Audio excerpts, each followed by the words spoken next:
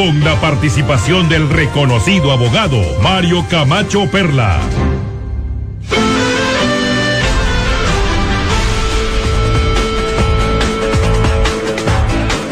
Un saludo afectuoso a todos los miles de oyentes y televidentes a nivel nacional.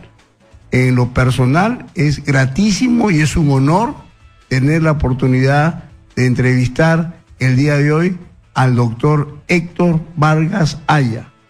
El doctor ha sido expresidente de la Cámara de Diputados y del Congreso del Perú, elegido 5 veces por el Parlamento, fue miembro de la Asamblea Constituyente en 1978-1970, fundador y 2 veces presidente del Parlamento Andino, docente universitario y periodista. Tiene obras publicadas como Contrabando, El Calvario, de su libro Amazonía, Realidad o Mito, Anecdotario del Contrabando, Democracia o Farsa, es decir, numerosas obras que merecen ser recordadas, analizadas y que cobran vigencia en la actualidad.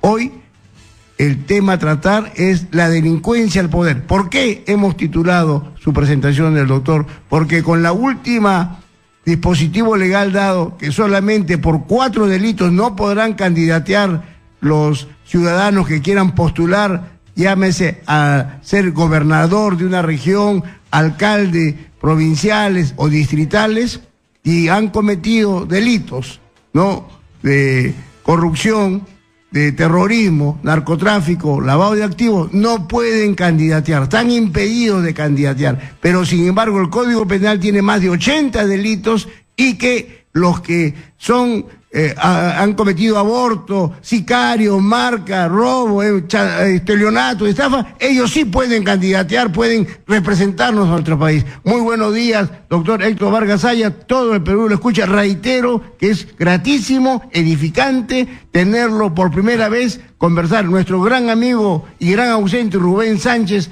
tuvimos la oportunidad de alternar en aquella oportunidad, hoy está en el cielo, todo el Perú lo escucha. Adelante, doctor. Camacho Perla, estamos aquí a las órdenes. No es la primera vez, varias veces estuve para acá. Sí. Con usted la primera vez. Así es, así es. Bueno, aquí estamos a las órdenes, a ver de qué se trata, para oponerme. Así decimos los abogados, de qué se trata para oponerme. Este dispositivo legal va a permitir que un ciudadano que ha sido procesado, sentenciado por omisión a la asistencia familiar, o sea, está un moroso alimentario, pueda postular y ser congresista, sea regidor, sea alcalde? Mire usted, doctor, cuando me enteré por la prensa sobre la aprobación de este proyecto, yo realmente no creía. Yo pensé que de repente estaría soñando, porque tal como veo ese título es formidable, es con el que he publicado un artículo hace poco y ya están en las redes y que ustedes lo han oficializado acá con la delincuencia al poder. Efectivamente, yo no sé si esta ley debe haber dado vuelta al mundo como una norma realmente impresionante en un país que no sabemos cómo calificarlo. Solamente los candidatos, los ciudadanos que pueden postular para las elecciones de gobernadores, alcaldes, y en el futuro para los miembros del Congreso. Solamente están impedidos aquellos que han cometido delitos de los 4 que usted ha señalado. Pero el Código Penal, pues, bueno, señala 70, 80 artículos, delitos más. Así es. ¿Dónde está el delito de concusión? Quiere decir que un ladrón, un ciudadano que ha robado, un sicario, un homicida, un marca, es decir, aquellos que forman parte de la asociación ilícita para delinquir, es decir, los estafadores, los contrabandistas, defraudadores, evasores de impuestos. Bueno, es decir, ellos sí tienen carta libre para... Por eso está muy bien la delincuencia al poder. Este país, cuando nos preguntan a uno qué hacemos para acabar con la corrupción, bueno, mi respuesta es casi imposible, porque la corrupción está metida en los poros de gran parte de la población, con excepciones de un buen sector honorable de este país. Eso es la excepción que quisiéramos que sea la gran mayoría, que estemos seducidos que estemos vacunados contra la corrupción, porque en las entidades, un ciudadano común y corriente quiere postular a un trabajo, le piden certificados de antecedentes penales, judiciales y policiales. Sí, sí. Pero en el caso para ser gobernador, alcalde provincial, alcalde, o miembro del Congreso, o miembro, no pasa nada. o ministros, O ministro, no pasa nada. hay que ser ladrones. Hay que ser deshonestos. Deshonestos. Es algo verdaderamente que no tiene pie ni sentido. Yo no sé, sinceramente, en qué han estado pensando los legisladores para proponer este dispositivo legal que a todas luces no tiene rigor científico, no tiene rigor técnico, maestro. Bueno, no solamente es eso, porque si usted sabe, el Perú tiene más de 30.000 leyes, y si usted analiza las leyes, es un disparate. Porque el Perú, mi querido amigo, es un país que no es, como decía González Prada, no es todavía una nación, hasta ahora. Pese a haber transcurrido... Más de 100 años, ¿eh? ¿Ah? Más de 100 años lo que dijo González Sí, Prada. más de 100 años, que este país no es una nación, es una comunidad. Fíjese usted, es un territorio tan grande que no hay una realidad que no existe en ninguna parte del mundo. Por ejemplo, si uno recorre de norte a sur, de este a oeste, en el Perú todavía están presentes todas las etapas de la historia, desde la primitiva, la media, la moderna, la contemporánea, hasta... Es decir, no hay ningún país que presente esta fisonomía tan patológica en este país.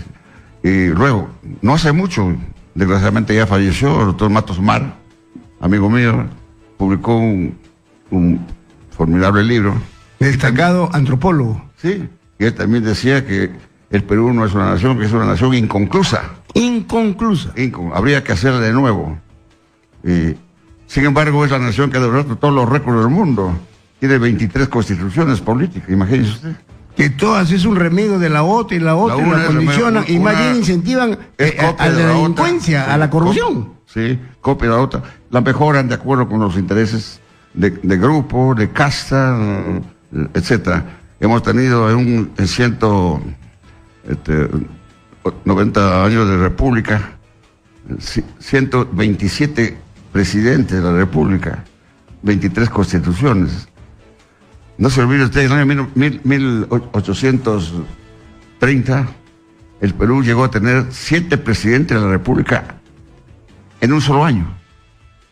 Es decir, como todos querían ser presidentes, porque ese es un país así de ambiciones. Con Gamarra, con Nieto, con Orbegoso, etc. 7 presidentes, todos generales, fueron presidentes durante un año, simultáneamente, después de haber retaseado el Perú en 7 partes. Y ahora lo retasean el Perú no para ser presidentes, sino para robarlo. Desgraciadamente, para robarlo, como dice usted. Sí. ¿Y qué esperamos del bicentenario? ¿Qué país le estamos dejando a nuestros hijos, a nuestros nietos, doctor Héctor Vargas? Bueno, yo le conversaba a usted en el camino que yo tengo ahí en mi página web donde hay algunos artículos, ahí publiqué uno, ¿qué celebrará el Perú en el bicentenario? Nos falta 4 años. ¿Qué vamos a celebrar, mi querido doctor? Que somos corruptos. No hay nada que celebrar, porque mire usted, tal vez iluminaremos el cielo limeño y algunas ciudades del Perú con juegos pirotécnicos, fuegos artificiales, pirotécnicos, etcétera. El otro día escuché un comentario que decía lo siguiente, que por primera vez el Perú tenía ya 4 elecciones, 4 procesos electorales, ¿no? Y qué casualidad y qué dolor que los 4 últimos presidentes, o 5 últimos presidentes de la República, cuestionados moralmente. Y decía, según algunos que no están enterados, porque además no estudian la historia, que no es la primera vez. El Perú nació así. No se olvide usted que los 2 primeros presidentes de la República, José de la Riva Agüero y Sánchez Boquete, y José Bernardo Tagle, los 2 primeros presidentes, fueron declarados traidores a la patria, también por corruptos. José de la Riva Agüero, traidor a la patria, y fue deportado a Chile. Y Bernardo Tagle, también declarado traidor a la patria, no fue deportado ni detenido porque se fugó y se escondió en el Real Felipe y allí murió. Después tenemos a Echenique. Bueno, la lista es muy larga. Nos pasaríamos horas de horas hablando sobre eso. Perú es un país donde hemos vivido sometidos a castas dominantes, a sistemas, a militarismos sistémicos, Y si usted analiza las grandes fortunas, nos quedamos chicos. Ahora nos llenamos la boca y los oídos hablando de Odebrecht. Así es. Pero no se olvide usted, doctor, que en la historia de la República hemos tenido 20 Odebrecht. El contrato de Dreyfus con Piero, imagínate, fue la entrega con el negociado del Bueno, los negociados del Salitre, Gibbs, la firma Gibbs, el consorcio de los ferrocarriles, la Grace. Bueno, como dicen los mexicanos, me cansaría de señalar todas las empresas de tipo Odebrecht que han existido desde el inicio de la República hasta la fecha. Y las grandes fortunas que se han formado en el Perú han sido sobre la base del robo, la depredación, no pago de impuestos, la negociación con la deuda externa, etcétera, etcétera. Por corrupción murió Leguía en la cárcel y salió preso pasando 30 kilos. Muchos dicen que él no robó, muy bien, pero su gobierno sí. No se olvide usted que durante Leguía, su brazo derecho era su hermano Juan Leguía, a quien le conocían como el Tigre, y los periodistas le llamaban el Tigre de uñas largas. Tigre de uñas largas, porque el brazo derecho para la corrupción. Y sus hijos, Leguía Suaine, los dos, eran los hombres que se encargaban de los negociados, si nosotros revisamos la historia, los 190 años de República, mi querido doctor, es un solo de guitarra para hablar de la corrupción en el Perú. La institución en el Perú está institucionalizada, hasta en los poros, con excepción, por supuesto, de un buen sector de honorables ciudadanos peruanos, ¿no? En la actualidad, doctor Héctor Vargas Sayas, estas constructoras del Club de la Construcción sobornaban para ganar licitaciones. Han capturado a un ciudadano, Carlos García, 30 empresas peruanas y extranjeras como OAS, Andrade Gutiérrez, Queiroz Calvao, han intervenido a 13 firmas, han arrestado al ex asesor del Ministerio de Transporte y Comunicaciones, Carlos García. Ellos formaban parte del famoso club de los constructores. Ellos sobornaban para ganar licitaciones. Y el contralor, porque hay países, como conversamos en el camino, hay países como Finlandia, que no tienen procurador, porque todos respetan la ley, no tienen nadie quien va a robar, ¿no? Sí, señor, los 5 países nórdicos. Así es. Que son Suecia, Finlandia, Noruega, Dinamarca. Islandia. Un ejemplo de moral y de trabajo. Yo pregunté una vez en Finlandia cómo funciona la Contraloría. ¿Qué es eso? Me dijo, ahí no conocen lo que no conocen quién es el Contralor. No lo necesitan. Ese es el término, no lo necesitan. Aquí tenemos controladores, pero nos falta quienes controlan a los controladores. Exactamente. Entonces, este es un país muy complicado, mi querido doctor. Nos llenamos la boca, por ejemplo, cuando se dice, bueno, hay que curar la democracia, dice, ¿no? Es decir, vivimos en una democracia joven, democracia adolescente, democracia, nos falta una democracia económica, ¿no? Esos son torpezas, son estupideces, mi querido doctor. El Perú no conoce lo que es democracia, aquí no se ha instalado todavía la democracia. El hecho de que haya elecciones no significa que las elecciones son apenas un síntoma democrático, un síntoma, un anuncio. Las elecciones no significan ni mucho menos, no se olvide usted, hacen elecciones los dictadores, los tiranos en el mundo. Hitler hizo elecciones para fabricar el holocausto y matar a 7 millones de alemanes y establecer la más terrible dictadura que dio origen a la guerra mundial. Hitler convocó a elecciones, Tito hizo elecciones, y en el Perú han hecho elecciones todos los tiranos. Ha hecho elecciones de Leguía, Orrilla, Velasco, es decir, Diego Velasco no ha hecho elecciones, Orrilla, Benavides, todos los tiranos que habían en el Perú han hecho elecciones, ¿no? Las elecciones son un punto inicial. Un politólogo francés, Jean-François Revel, a quien me gusta leer, se lo recomiendo, dice, la presencia de elecciones en un país, además de la libertad de prensa, no significa que haya democracia, ¿no? Sino son síntomas democráticos. La democracia es otra cosa. Cuando la democracia existe, no hay quien la debilite. Nosotros no tenemos por qué defender a la democracia. Es la democracia la que tiene que defender a los ciudadanos. Es un sistema supremo, alto, elevado, donde el requisito principal para que haya democracia es la educación.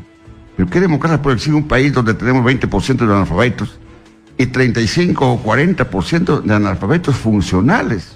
De eso no se acuerda, que es lo más peligroso que hay en este país, ¿no? ¿Qué distinto con Uruguay? Uruguay tiene 100% de alfabetización, Argentina también. Así es. Es que Argentina tuvo un Domingo Faustino Sarmiento.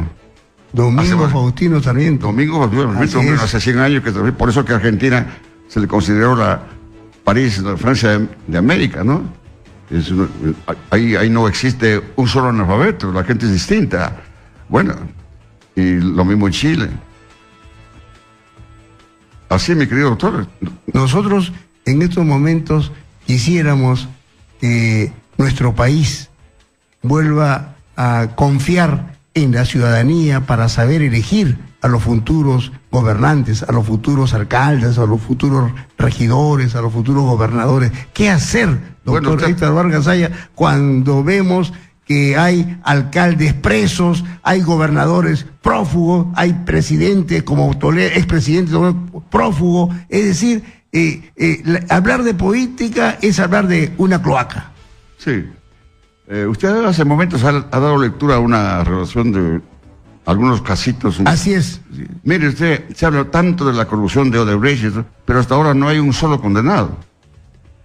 2 o 3 con detenciones preventivas. Es cierto que en Brasil se ha originado y ahí viene Odebrecht. Así es. Pero en Brasil hay 10 presos.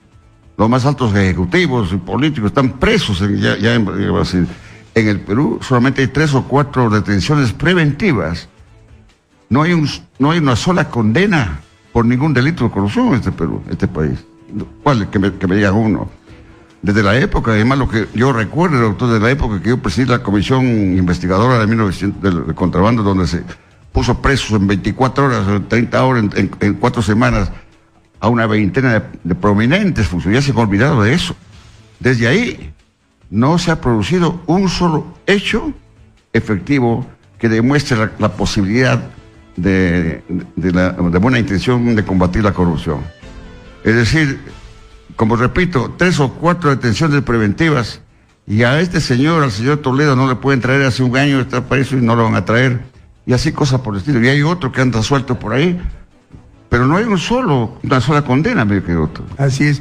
Haciendo un paréntesis, la congresista Bartra ha presentado un proyecto a efecto de que se permita que el Congreso, las comisiones investigadoras donde usted tuvo el alto honor y se destacó y se queda demostrado en los libros de la historia, su conducta prístina, cristalina, diamantina, su función fiscalizadora de usted, está pidiendo para que las comisiones tengan acceso al levantamiento de telecomunicaciones, porque solamente se puede lograr a través del Poder Judicial, pero acá parece que han tergiversado y pretenden justamente pensar de que no hay la intención. La intención es que sepamos antes de la comisión de delitos de levantar, no después, para que tengan acceso a la información, quién se comunicaba con quién, qué planificaban, qué cosas estaban concertando. Muy bien, doctor. Usted tocó un tema muy importante. Le voy a decir algo.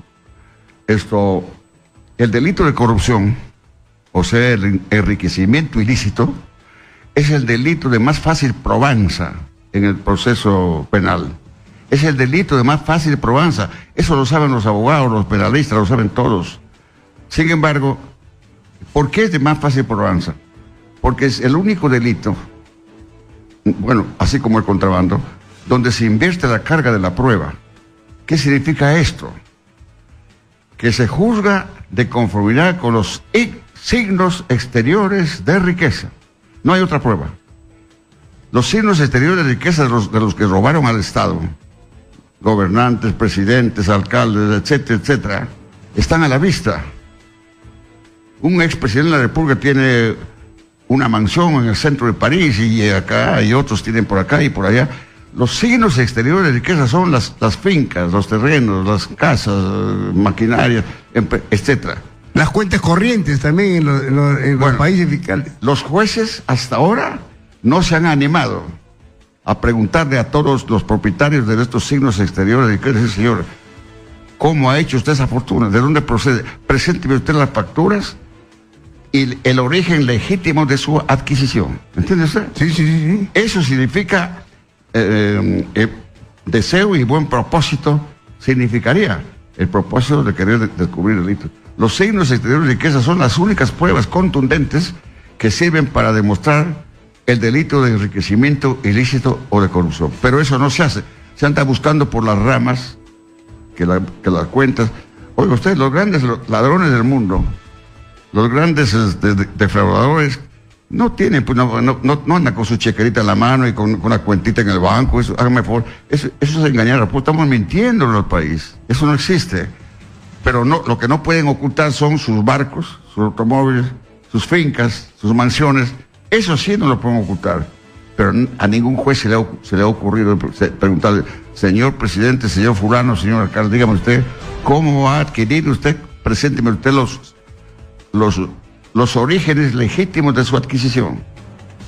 Eso se llama signos exteriores de riqueza, pero ningún juez, ni los fiscales se han atrevido, se han animado a seguir por ese camino, mi querido doctor. Bien, vámonos a unos Exitosa.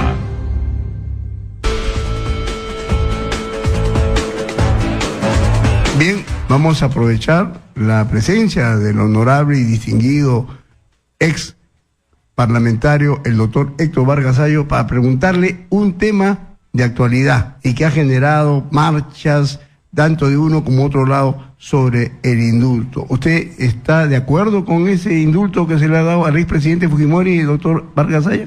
Bueno, doctor, en primer término se trata de un hecho bochornoso, porque sea positivo o negativo, lo cierto es que el indulto que se ha producido en este país, en nuestro país, es el producto de un pacto asqueroso. Un pacto asqueroso debajo de la mesa, al que se han sometido de los dos lados, tanto la Presidencia de la República como del otro lado. Cuando estaba a punto de ser vacado, por supuesto precipitadamente también, porque no se puede vacar a un presidente en 24 horas. Así es. Pero sin embargo estuvo a punto de ser vacado. Ahí se produjo el acuerdo de lo que se dice vulgarmente debajo de la mesa. Y el indulto, para mí, legítimo o no, es el producto de un pacto vergonzoso. Y desde ese momento ya deja de ser justo. Ya no sabemos si es bueno o es malo.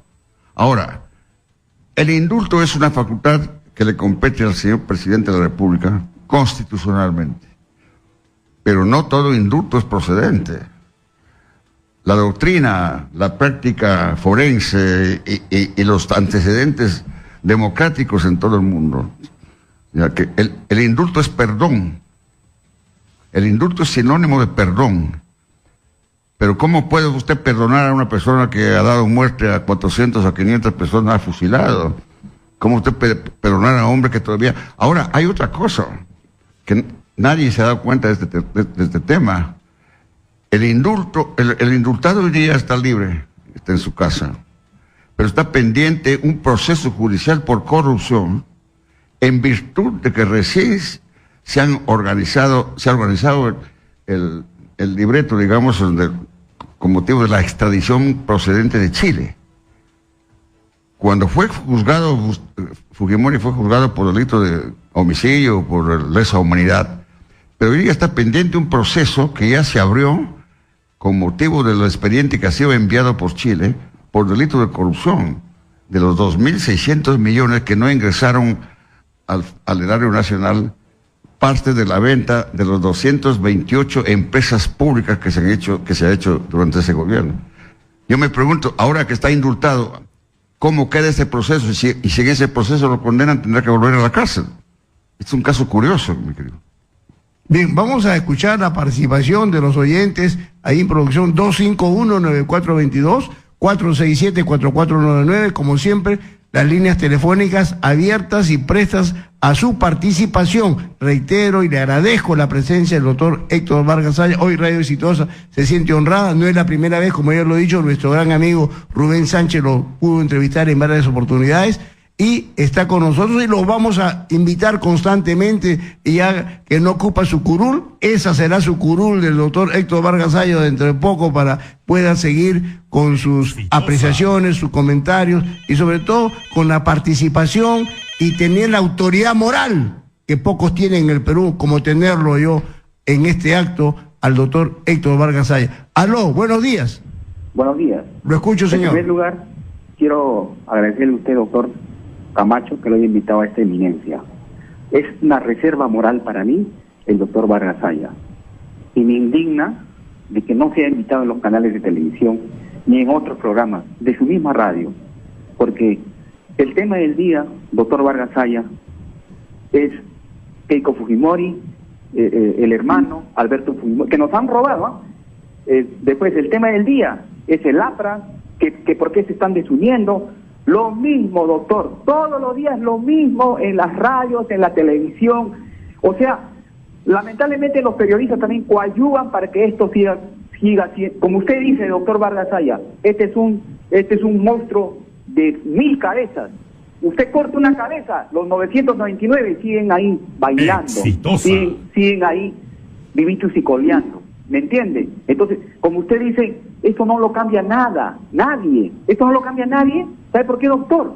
Porque lamentablemente este sistema y esta sociedad, también duele decirlo, está corrupta. Porque si usted hace una encuesta, la mayoría de gente vota por el que roba, hace obras. Entonces, esos votantes siempre van a votar por su candidato que roba pero hace obras, doctor Vargas Saya. ¿Cómo cambiamos esto? Usted no tiene la fórmula, porque ya lo he escuchado bien atento, y usted dice que no se puede cambiar, porque tiene 100 años. Siempre ha sido así, doctor, siempre.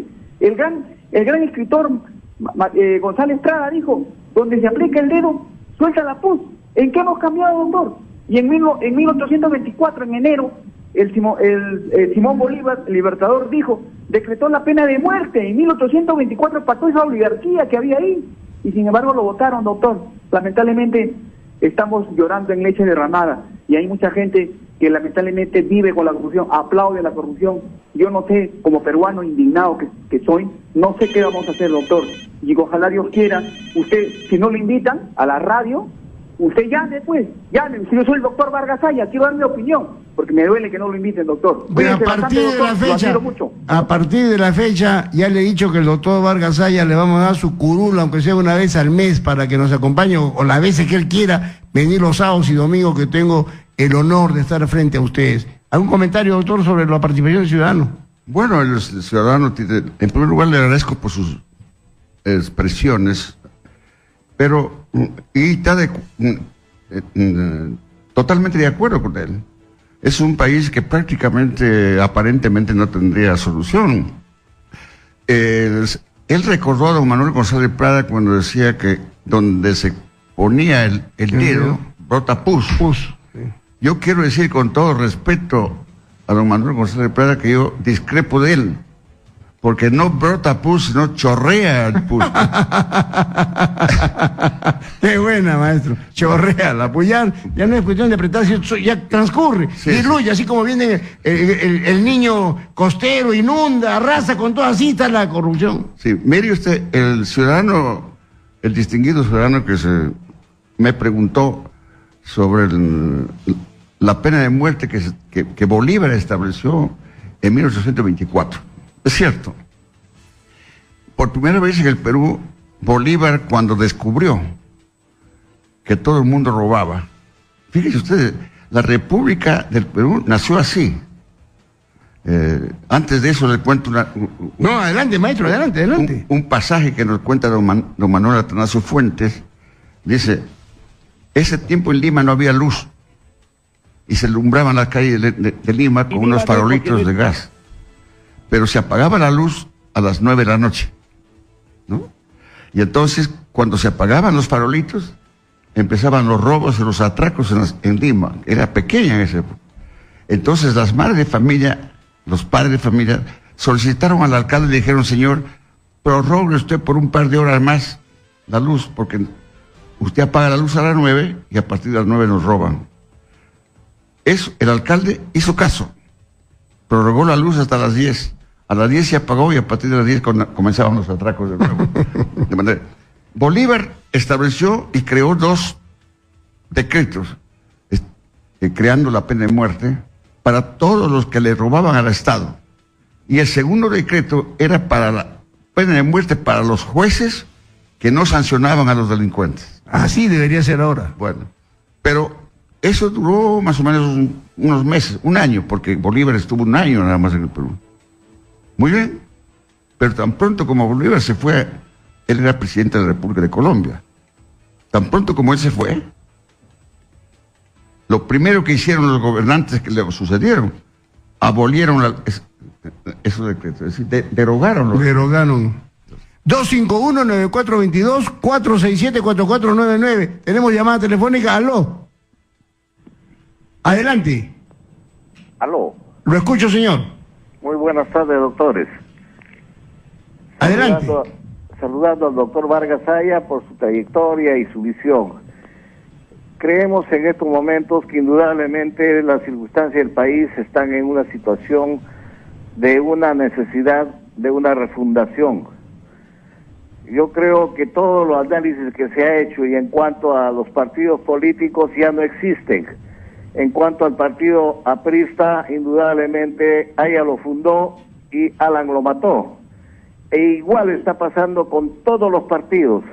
Frente a esa realidad, lo que necesitamos es la refundación del país hacia una nueva república, con todo el legado histórico de la Masúa, Majeya, Mayuya, y teniendo en cuenta solamente nuestra bandera. Si vamos a agruparnos en una coyuntura democrática, bueno, unámonos todos para hacer del país con partidos democráticos que sean los blancos, los rojos y los rojiblancos, no más. Pero necesitamos una refundación. Yo quisiera que el doctor Vargas Saya, con todo lo que está analizando y todo lo que está escuchando de los oyentes, pueda hacernos ese análisis. Bendiciones, felicidades. Muchas gracias, señor, por su aparición. Adelante, maestro. Muy bien, felicito a nuestro amigo. Efectivamente hay que refundar el país, pero ¿qué ocurre? Cuando Manuel González Prada anunció la necesidad de que hay que hacer de nuevo, hay que refundar la nación peruana, el Perú tenía 2 o 3 millones de habitantes. Hoy tiene 32 millones. El gran problema, mis queridos amigos, desgraciadamente, ese es el gran problema, yo no sé cómo solucionarlo, es que ahora somos 32 millones y se han incrementado no solo los habitantes del Perú, se ha incrementado la ignorancia, porque nunca se ha educado al país. La educación en el Perú es infame. La historia del Perú está deformada. Lo que se enseña en los colegios es totalmente adulterado de acuerdo con los intereses del grupo. Y aquí todo se ha hecho menos propiciar la educación en el Perú. Si no hay educación, no es posibilidad de hacer ninguna reforma. Montesquieu decía, usted sabe, doctor, que un pueblo embrutecido por la ignorancia es incapaz hasta de elegir a sus propias autoridades. Un pueblo embrutecido. Ese es el caso de Perú. Es un país embrutecido. No solamente... Lima tiene hoy día 11 millones de habitantes. Dentro de 4 o 5 años va a tener 20 millones de habitantes. El gran problema del Perú, por ejemplo, es el centralismo absorbente, detestable, denigrante, etc. Es un país que, a medida que crece, la necesidad de rehacerlo es más grande, pero las posibilidades de rehacer se vuelven más complejas. Vamos a otra llamada telefónica, desgraciadamente de hace más de 100 años, como estamos hablando con el doctor Héctor Vargas Saya. Tenemos otra llamadita telefónica. Aló, buenos días. 251-9422, 467-4499. Aló, buenos días. Buenos días, doctor Camacho. Lo escuchamos, señor. Saludo para su invitado. Un gran honor tenerlo al maestro acá, Héctor Vargas Saya. Adelante. El honor es suyo, señor Camacho. Ya que es una tarde que se inicia y escuchamos parafrasear pensadores como Bolívar, Montesquieu. Yo quisiera parafrasear un par de frases dicho también por grandes personajes. Quiero tomar la frase de don Manuel Seoane cuando dijo de que los muertos que vos enterraste gozan de buena salud, o la frase de Víctor Raúl Aya de la Torre, que seguramente la conoce perfectamente su distinguido invitado, cuando dijo: aquel aprista que salga afuera a través de los medios de comunicación enemigos del partido, salga a despotricar contra sus compañeros o contra el partido, es traidor y enemigo es. Entonces, bajo ese principio, habría que recordar algunas cosas. Cuando se hace política, hay que tener en cuenta los principios y esos valores en que muchos apristas nos hemos formado justamente de la enseñanza del maestro Víctor Raúl Aya de la Torre. Y al margen de que podamos tener discrepancia porque no hemos tenido la capacidad de repente dentro del partido de ganar una ubicación o de perder la ubicación y no darnos un puesto público, no podemos salir a despotricar contra los líderes, contra los dirigentes y contra el partido de Aya de la Torre. Ese es un principio fundamental. Y en eso creo que el doctor Vargas Ayas viene incurriendo permanentemente. De repente ha dejado de ser aprista. Entonces está en todo su derecho de despotricar como cualquier enemigo. Muchas gracias. Gracias, señor. Adelante, doctor. Dice que usted está despotricando con el APRA. Acá no hemos venido a despotricar, estamos despotricando contra la corrupción, que es distinto. Así es. Yo no he dejado de ser aprista, yo sigo siendo aprista. Escuche bien, señor. El doctor Vargas Ayas sigue siendo aprista. Sí, lo que ocurre es que durante 10 años del año... Yo presidía la lista de Lima para las elecciones de 1990. Presidía la lista porque fui elegido en las elecciones internas y entonces allí renuncié primero al proceso electoral. Aquí en este país nadie renuncia a los procesos electorales. Se mueren por postular. Sí. Yo renuncié, ¿por qué? Porque solo sería muy corto el detalle para señalarle cómo sufrí, cómo he luchado desde la presidencia del Congreso, cuando descubrí y tantas cosas, sobre todo que se destaparon como la caja de Pandora después de la muerte de Víctor Raúl de la Torre. Y muchos apristas que confundieron, que creyeron que ser aprista es simplemente cantar la Marsellesa aprista. Pero cuando terminó el gobierno de 1985, 1990, durante 10 años luché. Hasta me cerraron las puertas, los disciplinarios impidieron el ingreso al partido y me obligaron a abandonar el partido. Ahora el partido no existe, ha sido sepultado y existe un sepulturero. Y, bueno, entonces un día cierta persona me dijo: oiga, usted, ¿cómo es posible que un solo hombre puede destruir un partido tan fuerte que tenía 40 años, 50 años de vida? Y le dije lo siguiente: mire usted, para construir un edificio de 20 pisos se necesita 2 años o 1 año, con un ejército de trabajadores, ingenieros, etcétera, y una inversión fuerte. Muy bien, una vez inaugurado ese edificio, viene un loco y con una dinamita lo destruye en media hora o en 5 minutos. Así ha sucedido también con el Partido Aprista, que lo han destruido. Hoy día no existe. En mi época, la célula parlamentaria aprista pues era un partido fuerte, era un grupo fuerte, de 40, 50, 70, si no era la primera fuerza, era la segunda, y siempre ha sido una voz cantante. El partido se ha ido debilitando, desgraciadamente, hasta el extremo que ahora no existe. 4 personas que se han dividido a 2 por lado. Los locales partidarios hoy día ya no son los centros de educación, de formación académica, ya no son los sitios donde se daba cultura, coloquios, sino ahora adentro se fuma, se bebe, se baila, se ha convertido en una especie de centro de diversión, etcétera, etcétera. Bien, yo le agradezco, maestro, ya vamos a darle la oportunidad a otra llamada telefónica, porque yo estoy seguro que de todo el país nos están llamando. 251-9422, 467-4499. Aló, adelante con su participación. Aló, muy buenas tardes, líderes. Eduardo Huerta te saluda. Adelante, Eduardo. Saludos al maestro y compañero Víctor Vargas. Y digo, yo tampoco ya no voy al partido, porque creo que dejó de hacer esa práctica política por la cual se formó. ¿No? Somos un frente único de clases oprimidas y nuestra labor es estar en las calles defendiendo a los más necesitados, y es a lo que me dedico, ¿no? Ya por provincia, estoy con los indígenas, a los que le robó toda su vida, tienen españoles, estos que vienen gobernando el Perú y que lamentablemente nuestros queridos amigos dirigentes del AMPA se han arrodillado. Y yo se lo digo, acabo de discutir con Omar Quesada por un tema, ¿no? Yo quiero llamar y decirte a ti, mi querido hermano conductor y futuro alcalde, ¿no? Que estamos ya trabajando, ¿eh? Y te dice una persona con mucha humildad, que tuvo el honor de ser el orador el día 15 de mayo junto con San Román, con mi hermano Pedro Huirica, a quien le brindo homenaje, que nunca fue comunista y fue asesinado por los mismos comunistas, y a Teresa Farcana, que fue la oradora, junto con los jóvenes. Yo era presidente de la federación. Entonces, lo que nos falta a nosotros, hermano, yo pues te escucho, y permíteme este minuto, por favor, estando Héctor Vargas ahí, que uno nunca deja de ser combativo y revolucionario. Nuestra responsabilidad como seres humanos es ser solidario con el próximo, ¿no?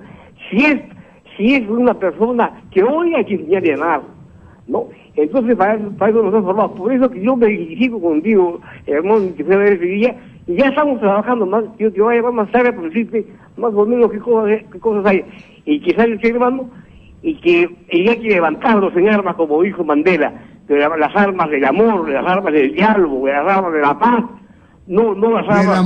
De la moral. Muchas gracias por su participación. Lo que dice este señor que siempre nos llama acá en la radio es que uno nunca deja de ser lo que ha participado. Él es un hombre combativo, sigue luchando, y que lo admira y lo respeta a usted. Sí, puede ser de razón. Y el anterior también decía que porque no me invitaban, que por aquí, que por allá. Y el reciente dice, efectivamente, el que es luchador, el que es moral, nunca deja de ser moral. Eso es evidente. Ahora, lo que ocurre en el país es que lo único que se vende en los medios, desgraciadamente, no en todos, lo único que se vende públicamente es el delito, el escándalo, la sangre, la corrupción. La buena conducta, el buen comportamiento no es negocio. No es negocio. Una vez cuando yo me aparté de la vida política, porque yo no me aparté del partido, sino de la vida de los cargos públicos, en algún momento podemos conversar cuáles son los procedimientos por los que se corrompe, cuando después de la muerte de Víctor Raúl de la Torre, cuál es el método que se empleaba para corromper con embajadas, con ministerios, con una serie de cosas. Conmigo lo intentaron, y yo me negué toda la vida porque yo era elegido por el pueblo y no podía defraudar, no podía abdicar. Así es. Pero ahora si abdica por un puesto, por una pitanza, por un fajín. Muchas gracias a todos los oyentes que hemos llegado a la parte final, reiterándole mi eterno agradecimiento al doctor Héctor Vargas y el compromiso formal de invitarlo constantemente al programa, porque usted aporta su vivencia, su experiencia, y sobre todo tiene autoridad moral que pocos la tienen aquí en el Perú para poder explicar y darnos a conocer su limpia trayectoria, maestro.